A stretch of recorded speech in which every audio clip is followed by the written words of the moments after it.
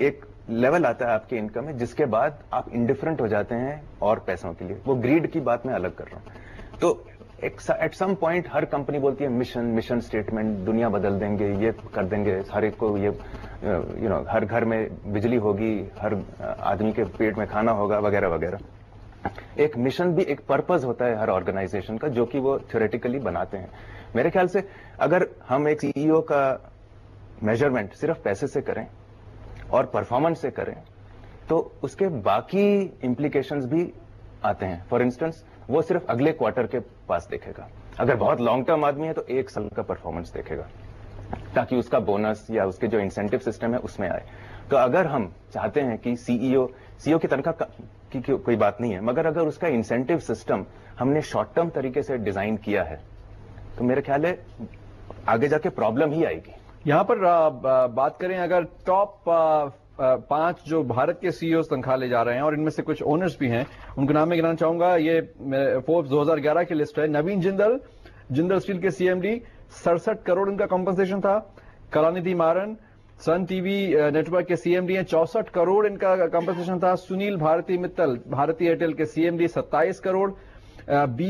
BL Munjal Brijmohan Lall Munjal chairman Hero group, 26 crore से ज्यादा इनका कॉम्पनसेशन था। BG Raghupathi BGR energy system के सीएमडी, 25 करोड़, करीब 26 करोड़ का कॉम्पनसेशन दिया। लेकिन 12वें नंबर पर हैं मुकेश अंबानी, जिनका पहले रैंक होती थी 3rd, और अब ये 12वें नंबर पे हैं क्योंकि उन्होंने 3 साल से ज्यादा से हाइक नहीं लिए। इनका कॉम्पनसेशन है 15 crore.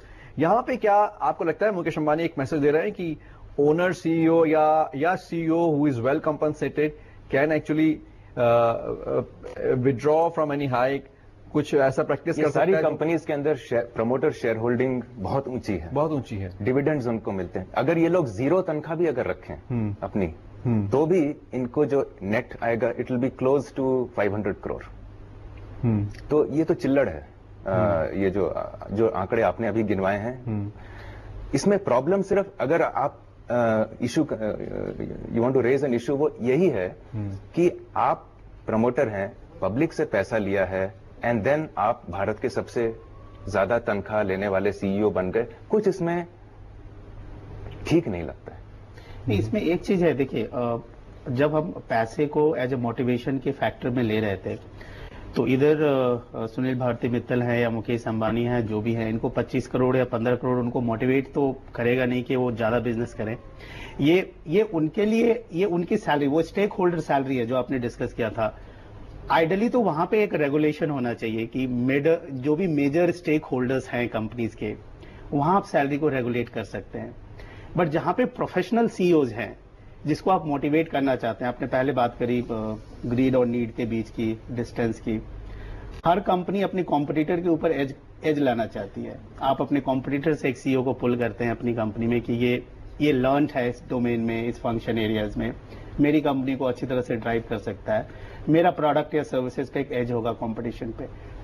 At the end mindset company का ये होता है कि मैं नंबर 1 कंपनी बन जाऊं अपने डोमेन में। नहीं, लेकिन क्या सीईओ की सैलरी दिखा के भी आप नंबर 1 बनते हैं? नहीं, सैलरी दिखा के नहीं, बट एक जो लीडर कैपेबिलिटीज होती है हर इंडिविजुअल के अंदर, या फंक्शनल अंडरस्टैंडिंग होती है किसी भी आदमी के अंदर में, तो उसको कॉम्पनसेट करते हैं। यहाँ पर आदित्य, क्या कोई सीईओ ऐसा कोई प्रेसिडेंट सेट कर सकते हैं कि हाँ हमें हाइक नहीं चाहिए क्योंकि हम प्रमोटर हैं, हमें वैसे भी नेट मिल रहा है, जैसा गौतम ने जिक्र किया? क्या उसमें कुछ फायदा आपको दिखता है या ये इररिलेवेंट है इस पूरी बात में? नहीं, फायदा तो है। सीईओ चाहे वो प्रमोटर है, चाहे वो प्रोफेशनल है, चाहे उसका कंपनी में स्टेक है या नहीं है, हर चीज एक सीईओ के लिए एक चुनौती होती है। तो हम उस चुनौती का आकलन करने की कोशिश कर रहे हैं, पैसे को एक पलड़े में रख के और उस चुनौती को दूसरे पलड़े में रख के। तो और कौन सा तरीका है जिससे आप सीईओ को मोटिवेट करेंगे, ये मुझे समझ में नहीं आ रहा है। काफी सीईओज हैं, जैसे अमेरिका में विक्रम पंडित जी, उन्होंने $1 तनख्वाह ली थी उस वक्त जब रिकवरी थी, उसके बाद वो हाईएस्ट पेड सीईओ के बाद। हाँ, तो अगर रिकवरी है तो इंसेंटिव भी हो गया। मेरे ख्याल मुकेश अंबानी ने कट लिया था या 0 रेज लिया था? 0 रेज, जहां तक मुझे मेरे ख्याल ये बहुत अच्छे प्रेसिडेंट्स हैं जो कि बताते कि हमारी कंपनी के या जो डिफिकल्ट टाइम्स हम जा रहे हैं, या बाकी जो 50,000 एम्प्लॉइज हैं आपको इस बार रेज नहीं मिल रहा है, या आपको सिर्फ 5% मिल रहा है वर्सेस 15% पिछले साल, और हम कठिनाई से जा रहे हैं, तो एज अ सीईओ हम भी रिस्पॉन्सिबिलिटी लेते हैं, ठीक है हम रेज नहीं ले रहे, तो एक डेमोन्स्ट्रेशन इफेक्ट आता है, मेरे ख्याल से कंपनी ताकतवर बनती है। बिल्कुल, तो सीईओ सैलरी ना केवल सीईओ के लिए खुद के लिए मोटिवेशनल एक फैक्टर हो सकता है, बल्कि एम्प्लॉयज के लिए भी, वर्क फोर्स के लिए भी उसके मोटिवेशन से बातें जुड़ी हुई हैं। कुछ और बातें, और क्या सैलरी के साथ साथ पर्क्स कितने मिल रहे हैं, क्या है उसका क्या माजरा है, बात करेंगे मनी मंत्रा में। बन रही है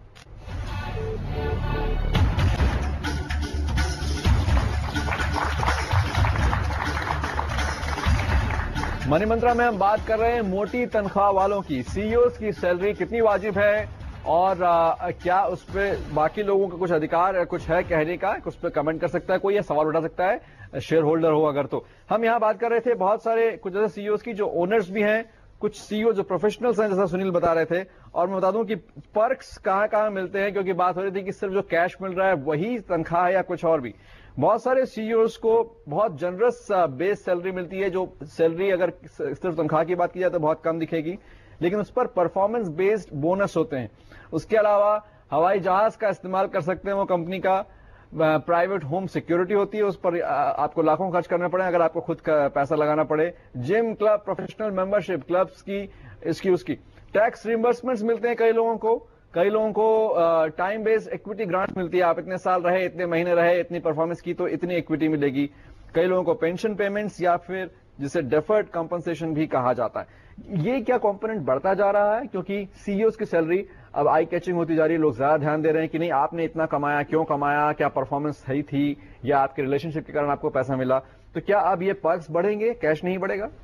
पर्क्स बढ़ेंगे। अगर आप देखें तो ये कंपोनेंट्स हैं जिसको कि डाइवर्ट करते हैं, हमेशा बोला जाता है कि पूरे फिगर्स को डाइवर्ट करने के लिए एक कॉर्पोरेट में वर्ड यूज होता है CTC, cost of the company बोलते हैं। तो इंटरनली जब भी कंपनी कैलकुलेट करती है सैलरी किसी भी लेवल पे, चाहे वो एंट्री लेवल हो या सीईओ हो, तो कैलकुलेट करती है कॉस्ट ऑफ द कंपनी। तो जितने भी आप बेनिफिट्स बता रहे हैं या कंपोनेंट्स बता रहे हैं, कंपनी उनका एक वैल्यू डिसाइड करती है, और उस वैल्यू के ऊपर डिसाइड करके वो बताती है कि आपका कॉस्ट ऑफ द कंपनी इतना बनता है, यानी कॉस्ट ऑफ द कंपनी आपका 4 करोड़ है, बट अगर आप कैश कंपोनेंट देखेंगे तो वो शायद 1 करोड़ दिख रहा होगा या 1.5 करोड़ दिख रहा होगा। तो ये डेफिनेटली जो कंपोनेंट्स हैं वो बढ़ते हैं, हमेशा एक नए कंपोनेंट्स आते हैं, हर बजट के बाद कहीं फ्लेक्सिबिलिटी मिलती है, कुछ रिम्बर्समेंट, कुछ सेटलमेंट्स वहां होते हैं, और कुछ आप बात करते हैं पीएसयू, सरकारी कंपनियां जो 250 कंपनियां हैं वो एडिक्वेटली कंपनसेटेड नहीं है वहां सीईओज, लेकिन वो भी बहुत काम कर रहे हैं। क्या वहां पर पर्क्स को काउंट किया जाए तो वो बात खत्म हो जाएगी?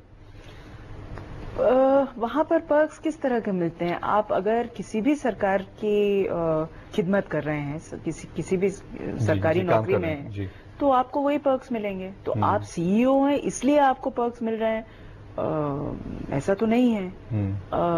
हाँ ठीक है, हो सकता है कि आप आरबीआई के गवर्नर बन जाएं तो आपको एक ऐसा मकान मिलेगा जो कि जिसको पाने के लिए प्राइवेट सेक्टर में कोई कुछ भी कर सकता है, लेकिन उससे ज्यादा पर्क्स, और फिर पर्क्स का मकान, गाड़ी, बंगला, शोफर, सुंदर लॉन, आप कितना पर्क्स को रखेंगे, मतलब कितना आपको सेटिस्फाई करेंगे वो पर्क्स? क्या मैं आई एग्री विथ हर कि वो घर, बट सीईओ का जो घर है वो काफी आलीशान होता है, उसकी अगर आप मार्केट वैल्यू लगाएं तो पता नहीं पहुंच पाएंगे या नहीं। ये प्रमोटर की तनख्वाह के पास तो नहीं, मगर जो प्रोफेशनल सीईओज हैं उनकी तनख्वाह के पास सरकारी कंपनी में काम करने वाले सीईओज के घर की बात कर रहे हैं। जी, उनके घर की बात कर रहे हैं। जैसे अगर आप बॉम्बे में सी फेसिंग घर है आपका कफ परेड पे, तो क्लियरली उसकी एक वैल्यू है। लेकिन वो भी एक ट्रांसफर पोस्टिंग होती है, इतने साल इतने महीने, कभी भी बदल सकता है मामला, बदल सकता है, बाकायदा बदल सकता है, मगर वो सीईओ दूसरे सीईओ के लिए भी बदल सकता है। कुछ सवाल हमारे दर्शक पूछना चाहेंगे, जी पूछे। जब सीईओ एक कंपनी ओन करता है तो why do they take salaries then? Sunil, देखिए सैलरी जो है वो एक कंपोनेंट है उनके बेनिफिट का, तो लेना या नहीं लेना वो इंडिविजुअल्स पे होता है। अगर आप देखिए तो कुछ लोगों ने डिसाइड किया है कुछ पीरियड्स में हम नहीं लेंगे या हम रेज नहीं लेंगे, बट अगर आप जाके देखेंगे कंपनीज की, रजिस्ट्रार ऑफ कंपनीज के जो रूल्स हैं उसमें डायरेक्टर्स को एंड प्रमोटर्स को, क्योंकि उनका एफर्ट लगता है, एक उनका इन्वेस्टमेंट होता है जिसके बदले उनको रिटर्न मिलता है इन्वेस्टमेंट पे, बट सैलरी मिलता है उनको उनकी एक्टिविटीज के लिए। तो ये दोनों दो कंपोनेंट है, एक होता है रिटर्न ऑन इन्वेस्टमेंट जिसके लिए कि वो स्टेक होल्डर है, दूसरा होता है जो अपना टाइम और जो अपना प्रोफेशनल स्किल्स है वो लगा रहे हैं उसके लिए सैलरी मिलता है। तो इन्हें वो खाली तो एक चिल्लर होता है कंपनी चिल्लर है वो नहीं, लेकिन कंपनी डूब सकती है, मार्केट कैप कम हो सकता है, लेकिन तनख्वाह बनी हुई है, वो सिचुएशनल है। और देखिए वो एक सिचुएशनल है और ये इंडिविजुअल स्पेसिफिक है। बहुत सारे लोग देखेंगे जो कि करोड़ों में या अरबों में कमाते हैं, उनके लिए कुछ हजार मैटर नहीं करते, वो सीएसआर में जाके या